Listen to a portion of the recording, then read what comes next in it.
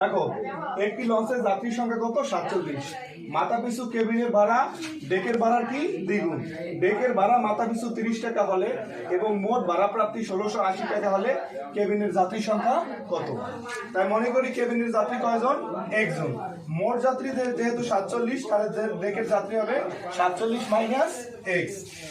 ডেকের ভাড়া, ডেকের মাথা পিছু ভাড়া হলো 30 টাকা আর ডেকের মোট যাত্রী হলো 47 মাইনাস এক্স। তাহলে ডেকের মাথা পিছু ভাড়া 30 টাকা হলে ডেকের মোট ভাড়া 30 ইন্টু হলো 47 মাইনাস এক্স।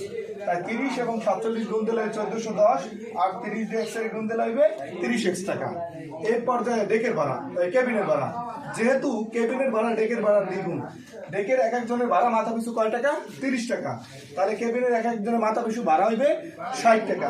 যেহেতু কেবিনের যাত্রী হলো এক্স, তাহলে কেবিনের ভাড়া ডেকের ভাড়ার দ্বিগুণ হলে কেবিনের মোট ভাড়া।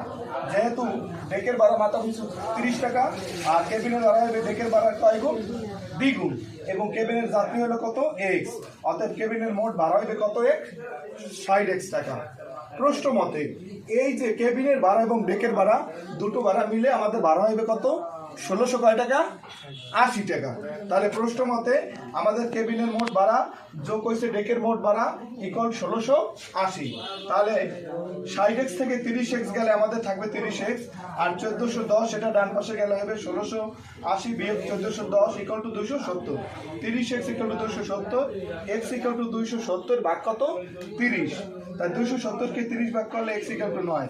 x আমরা কাকে ধরছিলাম? কেবিনের যাত্রী সংখ্যা x। অতএব কেবিনের যাত্রী সংখ্যা x ইকুয়াল টু কয়জন? 9 জন।